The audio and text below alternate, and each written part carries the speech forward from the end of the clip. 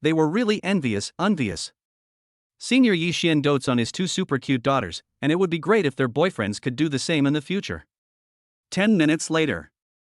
Boss, you have two more adorable nieces. Come again next time. Lin Xiaoya waved his hand and said goodbye to Yi Xian and the two little ones. Goodbye, three uncles. In the sweet voices of Tong Tong and Meng Meng, the Bugatti Veyron disappeared from view, but the voices of the two little ones still echoed in the ears of Lin Xiaoya and the other two, and their knowing smiles continued. After a while, the three of them gradually came back to their senses. Hey, second brother, where are you going? Wang Lin and Lu Feihu saw the hurried back of Lin Xiaoya, their second brother, and they were puzzled. It was almost noon, and they had wanted to ask him to have dinner together. What else? I'm meeting your wife to discuss the project. The plan to make a baby is imminent. Lin Xiaoya's words had not even finished when he was already 2 or 3 meters away. The two men looked at Wang Lin and Lu Feihu, stunned by his anxious appearance. Discuss the project? Plan to make a baby? Imminent? Asshole, you're the worst. Shit, Lin Xiaoya, are you a murderer or a human being? The two men were stunned for a moment before they reacted. Of course they knew what the so-called project, baby-making plan and imminent meant. Damn, is this really a good way to hit them? The hard-hit Wang Lin glared hatefully in the direction Lin Xiaoya left in, swallowed, and skillfully took out his phone. Hey, Xiaoying, you're still at Binjiang University, right? I miss you. I'll come find you tonight. No, I can't take it anymore. Okay, then it's settled. Hey, wait for me looking all pretty. Lu Feihu. Oh, you bastard, Lao San. Staring wide-eyed, Wang Lin fixedly stared at the guy who had been his sworn brother until a moment ago, who had betrayed him so decisively. Wang Lin didn't pay any attention to Lu Feihu's words. Okay, fourth brother, you fend for yourself. I'll try to give you a super cute niece before that shameless second brother. Lu Feihu. After a while, looking around at the empty surroundings, Lu Feihu's heart was filled with sadness. Damn it, everyone is leaving, what am I going to do? Ruiqi school flower? Yes, I have Ruiqi the school beauty. It happens to be the evening of the broadcasting and hosting department's party today. Hey, this is the moment to make it. Then, under the blow, Lu Feihu also braved it and decided to give it a go. If you're brave enough to die, you're brave enough to live. You still have to have dreams, just in case they come true. In the car, not far from Shanghai University. He, Daddy, you were so handsome today. Yes, the whole school could hear you playing the piano. They must be really jealous of us having such a great dad. Of course. The two little ones chattered away, never ceasing to brag about their dad's omnipotence at the piano. By the way, Dad, are we going to Mum's company? Tong Tong blinked her big, sparkling eyes and asked expectantly. Of course, didn't Mummy say this morning that Daddy is now the security minister at Mummy's company? In the future, with Daddy protecting Mummy, no one will dare bully Mummy. The two little ones said sweetly and innocently. Although they didn't know what the security minister did exactly, it sounded very impressive. You two little guys, behave yourselves when you get to Mummy's company. In no time at all, the car arrived at the parking lot of the Tianji Group building. Meanwhile, something else was happening in front of the Tianji building. 3 cars had stopped in front of the Tianji Group building, where a crowd of reporters and female fans had already gathered. The reporters, armed with long and short cameras, were adjusting their focus and waiting for the protagonist to appear, while the fans on the sidelines were scrambling for a front row seat. Mingzi male god, my idol, is finally here. Big star Mingzi, my eternal god. Mingzi male god is super handsome, worthy of being a top-tier star, OMG. A swarm of brain-dead fans rushed over, and the security guards from the Tianji building also came to the scene, but did not go up because Kai Mingzi, the spokesperson for their group, had his own bodyguards. Click. The sound of the car door opened, and more than a dozen bodyguards in fierce clothing came out in an orderly manner from the 2 cars behind. These were Kai Mingzi's family subordinates, each of whom had been carefully selected for him by his father Kai Kuanpeng. The sound of leather shoes tapping on the ground spread, and the dozen or so people began to split the group into 2 lines. Then a handsome young man stepped out of the extended Lincoln. This young man was none other than top-tier first-line star Kai Mingzi. Wow! I love you, my god. When Kai Mingzi appeared, the brain-damaged fans in the audience immediately rushed up like crazed wolves, while more than 10 of Kai Mingzi's subordinates sneered inwardly. How could they let the young master get close to them?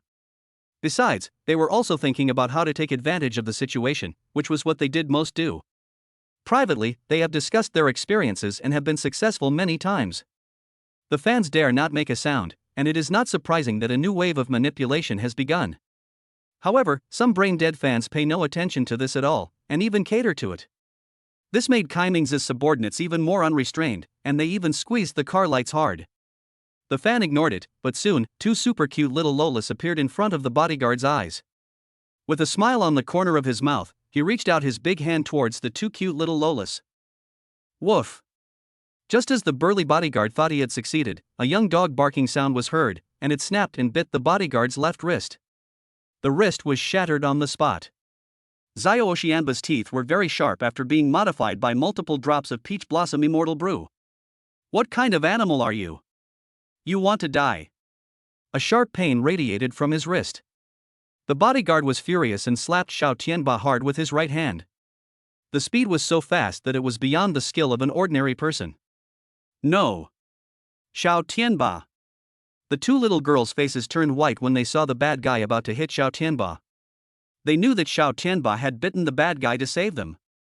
Humph, just a dead dog, how dare it bite me, go to hell! The bodyguard knew that his left hand had suffered a crushing fracture, and the strength in his right hand immediately increased by a little. If this slap landed, even if Xiao Tianba had been transformed by the peach blossom immortal brew, it would be enough to make him drink a pot of it, and he wouldn't be able to recover for a few days. Kai Mingzi saw this scene, and a hideous look flashed in his eyes. How dare a dog hurt his people? Pop! Just as everyone thought the little Shiba Inu was going to die, Xiao Tianba was not hit by the bodyguard, but the bodyguard who tried to attack Xiao Tianba was hit in the side of the face, flying more than a meter and crashing to the ground, where he passed out on the spot. A cracking sound came from the side of his face, obviously indicating that his facial bones had once again been broken. Due to this sudden change, everyone's attention turned to the center of the arena, where a figure suddenly appeared. It was Yi Xian. Chapter 74, Come on, Baba, defeat all the bad guys. Who are you and why did you hit someone for no reason? Although he knew the temperaments of his subordinates, Kai Mingzi immediately took the moral high ground and prepared to attack the public opinion of the person who had struck his subordinate. Kai Mingzi had thought of at least 10 ways to bring this kid down. However, before he could carry out his plan to attack the public opinion, he received an unprecedented blow to the face. Then, a crisp sound of cracking was heard, and the top celebrity Kai Mingzi was directly sent flying with a slap. His entire face hit the ground with a dull sound, and his side face even made a cracking sound. Who do you think you are? Yi Xian's face was cold as ice. If it weren't for the reporters and people here, that bodyguard would have already become a corpse. How could Yi Xian not know the actions of that bodyguard just now? Young master! The sudden scene scared the remaining dozen or so bodyguards, whose eyelids were twitching wildly. Obviously, they had not expected someone to dare to attack their young master in public. Looking at their young master lying on the ground, hanging on like a dead dog, they secretly thought to themselves, this is bad. If the master finds out about this, I'm afraid we won't be able to get away with it. The surrounding fans and reporters were also stunned, looking at the scene in horror. Kai Mingzi's brain-damaged fans wanted to step forward to stand up for their idol, but when they saw the guy's skills, they swallowed and stopped in their tracks. Kid, you're looking for death. Go, cripple him. More than 10 bodyguards, no longer caring about their image, joked that if they didn't make this kid pay today, their lives might not be safe. With a loud crash, more than 10 bodyguards pounced on Yi Xian, their speed completely unmatched by ordinary bodyguards. Stop. Shut up. A security guard from the Tianji group tried to speak up to stop them, but was stopped by the security team leader's rebuke, and the security guard was dumbfounded on the spot. Captain, this. The security guard was dumbfounded, completely unable to understand why the captain did not let him stop. You have to know that Kai Mingzi is a top-tier celebrity, and he came here to sign a contract with their Tianji group as a spokesperson. The security captain's name is Zhao Laohu. He can hold the position of security captain at Tianji group, so obviously he is from the Mu family. He recognized their young master and the two little princesses at the first opportunity. If it wasn't for master, he would have also knocked that bodyguard flying just now. As for why he didn't, the reason was very simple. He had heard from his colleagues protecting the young lady at the villa that master was very powerful. Boom, boom, boom, boom, boom, boom,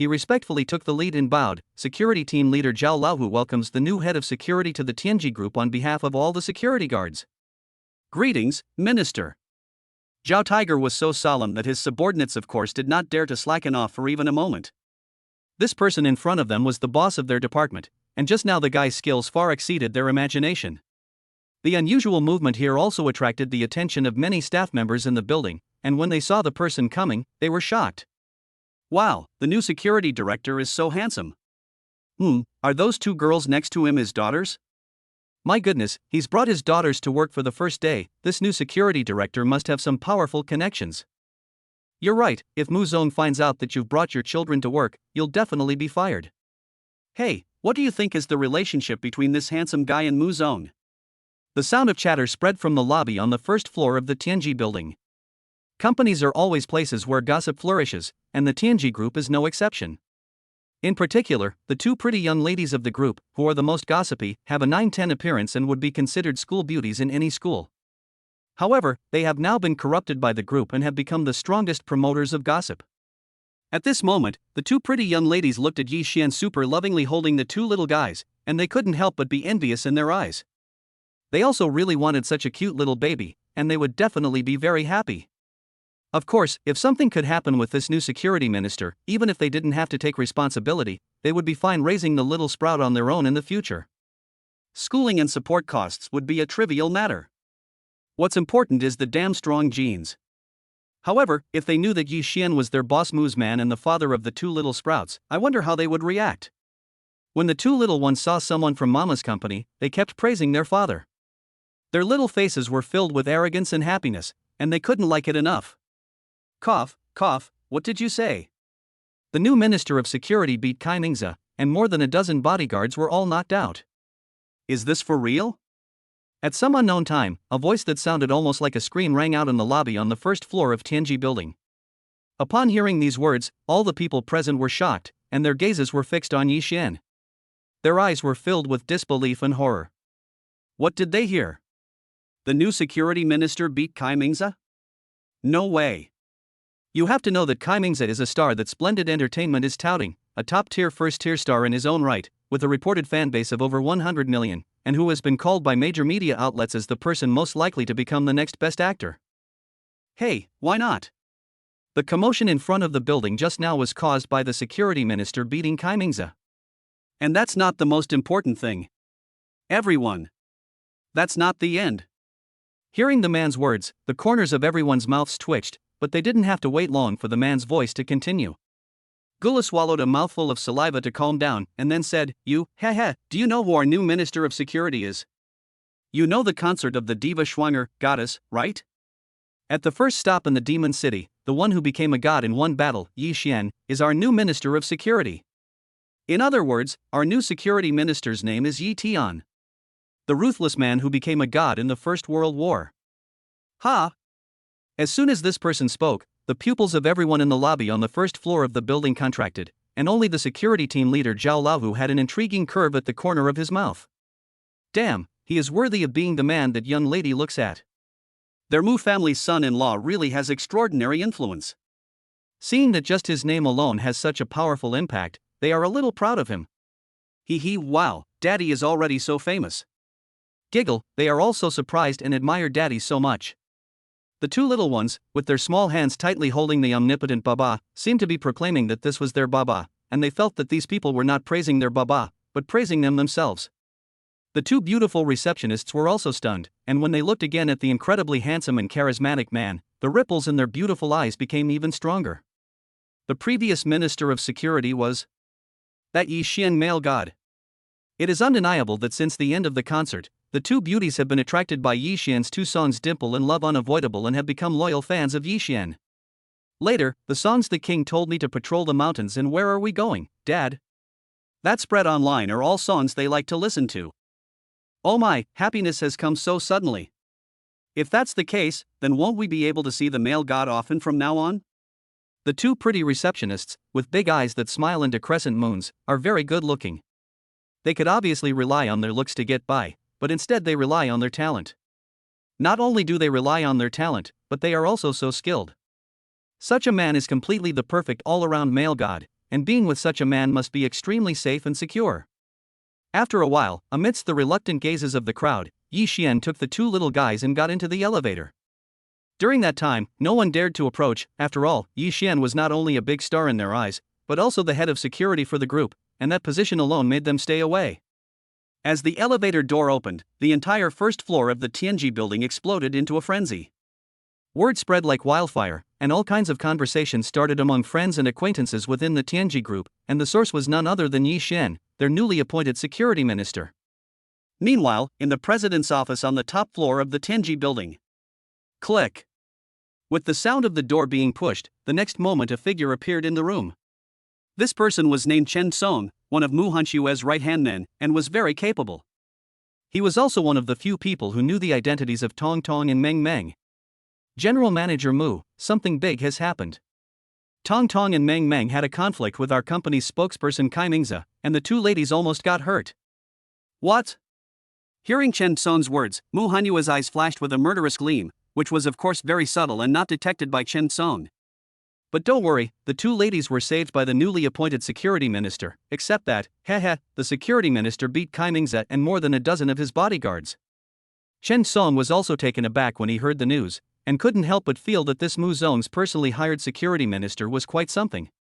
On his first day in office, he had turned over the group's image spokesperson and even beaten the top star Kai Mingze. The security minister beat Kai Mingze? Upon hearing this, Mu Hanxue's murderous aura dissipated quite a bit, and he let out a small sigh of relief. Okay, I got it, tell Xiaoli to come over. Yes, President Mu. After Chen Song responded, he hurriedly left the office to carry out President Mu's order. After Chen Song left, Mu Hanxue stood up from the president's chair and looked out the window in a certain direction of the demon capital. That direction was the demon capital Kai family. Kai Mingze, the son of Kai Kuanping? Very good.